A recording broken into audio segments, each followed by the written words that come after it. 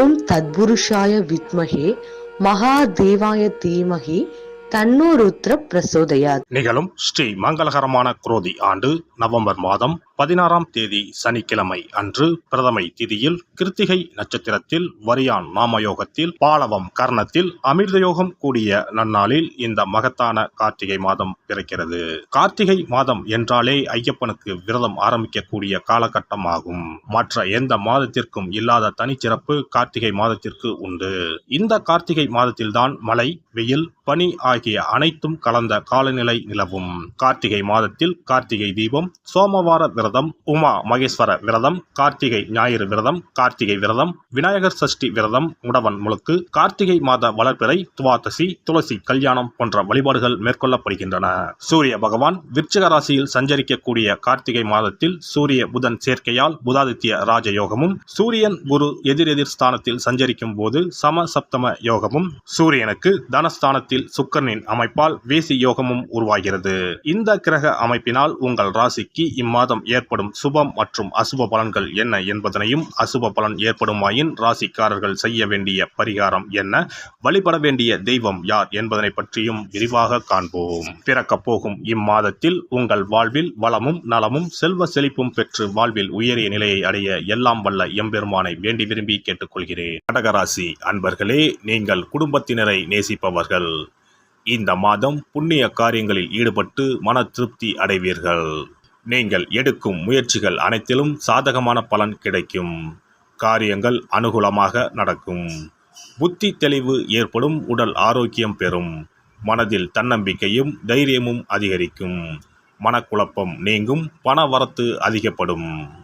தொழில் வியாபாரத்தில் நீண்ட நாட்களாக இருந்து வந்த பிரச்சனைகள் தீரும். அரசு மூலம் நடக்க வேண்டிய பணிகளில் இருந்த தொய்வு நீங்கும். உத்தியோகத்தில் இருப்பவர்களுக்கு புதிய பதவிகள் கிடைக்கும். மரியாதை, அந்தஸ்து ஆகியவை உயரும். எதையும் செய்து முடிக்கும் சாமர்த்தியம் உண்டாகும். குடும்பத்தில் மகிழ்ச்சியான கொண்டாட்டங்கள் இருக்கும். பெரியோர்கள் மூலம் காரிய அனுகூலம் ஏற்படும். கணவன் மனைவிக்கு இடையே நெருக்கம் அதிகரிக்கும். பிள்ளைகள் மூலம் சந்தோஷம் கூடும். உல்லாச பயணங்கள் செல்ல நேரலாம். பெண்களை பொறுத்தவரை இம்மாதம் உங்களது திறமைகள் வெளிப்படும். காரியங்கள் அனுகூலமாக நடக்கும். மனதில் தைரியம் உண்டாகும். கலைத்துறையினருக்கு புதிய ஒப்பந்தங்கள் கிடைக்கப்பெறும். சிரமங்கள் குறையும். வேலைப்பளு குறைந்து காணப்படுவீர்கள். வீட்டை விட்டு வெளியில் தங்க நேரலாம். திடீர் செலவுகள் உண்டாகும். அரசியல் துறையினருக்கு எல்லா காரியங்களும் அனுகூலமாக நடக்கும். மனக்கவலை நீங்கி நிம்மதி உண்டாகும். உங்கள் வாழ்வில் முன்னேற்றம் காண முழு மூச்சுடன் செயல்படுவீர்கள். பொருள் வரத்து அதிகரிக்கும். வாகனம், பூமி மூலம் லாபம் கிடைக்கும். மாணவர்களை பொறுத்தவரை மனதில் இருந்த வீண் பயம் அகலும். கல்வியில் வெற்றி பெற பாடுபடுவீர்கள். நட்சத்திர பலன்கள் புனர்பூசம் 4ஆம் பாதம். இந்த மாதம் குடும்பத்தில் இருப்பவர்கள் உங்களை அனுசரித்து செல்வது மனதுக்கு இதமாக இருக்கும். கணவன் மனைவிக்கு இடையே சிறிய வாக்குவாதம் ஏற்படலாம். பிள்ளைகள் உங்களை புரிந்து கொண்டு நடப்பது மனதுக்கு நிம்மதியை தரும். பூசம் நட்சத்திரம். இந்த மாதம் சாமர்த்தியமான பேச்சின் மூலம் காரிய வெற்றி உண்டாகும். அடுத்தவரை நம்பி பொறுப்புகளை ஒப்படைப்பதில் கவனம் தேவை. மாணவர்களுக்கு கல்வியில் இருந்த போட்டிகள் விலகும். பாடங்களை படிப்பதில் இருந்த இடையூறுகள் நீங்கும். ஆயுள்யம் நட்சத்திரம். இந்த மாதம் துன்பம் வருவது போல் இருக்குமே தவிர ஆனால் வராது.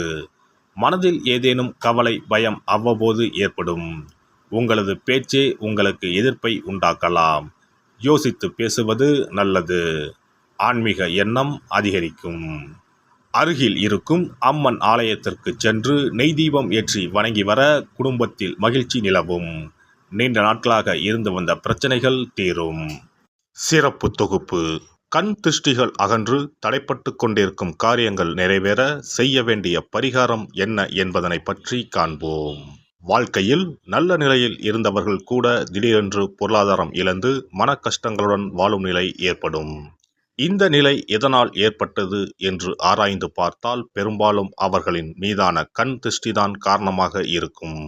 கல்லடி பட்டாலும் கண்ணடி படக்கூடாது என்று சொல்வார்கள் அல்லவா, அது உண்மைதான். இது போன்ற பிறரின் பொறாமை கொண்ட கண் திருஷ்டியினால் பலரின் வாழ்க்கை சிரமத்திற்கு ஆளாக நேரிடும். இது போன்ற கண் திருஷ்டிகளிலிருந்து எப்படி தப்பிப்பது? இருக்கவே இருக்கிறது எளிதாக கிடைக்கும் ஊமத்தஞ்செடி. தெய்வ சக்தி நிறைந்த செடியாக கருதப்படும் ஊமத்தஞ்செடியின் காய், பூ, இலைகள் என அனைத்தும் தீய சக்திகள் விரட்ட பரிகாரத்துக்கு பயன்படுகிறது. பொதுவாக ஊமத்தம் காய்க்கு கெடுதலை அகற்றக்கூடிய சக்தி உண்டு.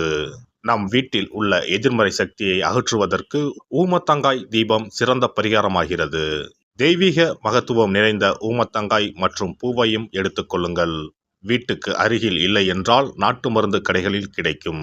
இந்த 2 பொருட்களையும் மஞ்சள் தண்ணீரை கொண்டு நன்றாக கழுவி விடுங்கள். சிறிது நேரம் அவற்றிலுள்ள ஈரம் போக ஆறவிட்டு பிறகு அவற்றை ஒரு மஞ்சள் துணியில் குலதெய்வத்தை வேண்டி ₹1 நாணயத்தோடு சேர்த்து முடிந்து வீட்டின் நிலைப்படியில் கட்டி தொங்க விடுங்கள். இந்த முடிச்சை வெள்ளிக்கிழமை அல்லது ஞாயிற்றுக்கிழமைகளில் தயார் செய்து வாசல் படியில் கட்டுவது சிறப்பு. தினமும் வீட்டில் தீபம் ஏற்றி காண்பிக்கும் போது இந்த முடிச்சுக்கும் காண்பிக்கவும். இதேபோல் ஊமத்தம் இலைகள் கிடைத்தால் அந்த இலைகளை சுத்தமான மஞ்சள் தண்ணீரில் கழுவிவிட்டு அவற்றை கொண்டு வீட்டில் இருக்கும் விநாயகருக்கு திங்கள் கிழமைகளில் தொடர்ந்து அர்ச்சனை செய்து வர வேண்டும். ஊமத்தம் பூவையும் விநாயகருக்கு சூட்டலாம். 3 வாரங்கள் தொடர்ந்து திங்கள் கிழமைகளில் விநாயகருக்கு ஊமத்தை இலையால் அர்ச்சனை செய்து ஊமத்தம் பூவை சூட்டி வழிபட்டால் வீட்டில் உள்ள கெட்ட சக்தி நடமாட்டம் மற்றும் கண் திருஷ்டிகள் தீரும். ஊமத்தம் செடியும் சிவபெருமானுக்கு உகந்த இலை ஆகும். இந்த ஊமத்தங்காய் வைத்து சிவபெருமானுக்கு தீபம் ஏற்றி வழிபடுவதன் மூலம் நமது பிரச்சனைகளில் இருந்து எளிதாக விடுபட முடியும். முதலில் 2 ஊமத்தங்காய்களை எடுத்துக்கொள்ள வேண்டும். அவற்றின் மீது முட்கள் இருப்பதால் மிகவும் கவனமாக கையாள வேண்டும். ஊமத்தங்காயின் காம்பு பகுதிகளை வெட்டி கொண்டு கத்தியை பயன்படுத்தி ஊமத்தங்காயின் உள்ளே இருக்கும் விதை பகுதியை முழுவதுமாக நீக்கிவிட வேண்டும். பின்னர் 2 அகல் விளக்குகள் மற்றும் விளக்கு வைப்பதற்கான 2 தட்டுகளை எடுத்து சுத்தம் செய்து அவற்றிற்கு மஞ்சள் குங்குமம் போட்டு வைத்துக் கொள்ள வேண்டும். பின்னர் 2 தட்டின் மீதும் ஒவ்வொரு அகல் விளக்கை வைத்துக் கொள்ள வேண்டும்.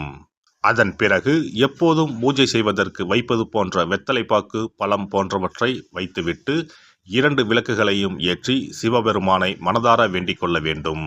எனக்கு இருக்கும் பிரச்சனைகள் அனைத்தும் தீர்ந்து இன்பமான வாழ்க்கை கிடைக்க வேண்டும் என வேண்டிக் கொள்ள வேண்டும்.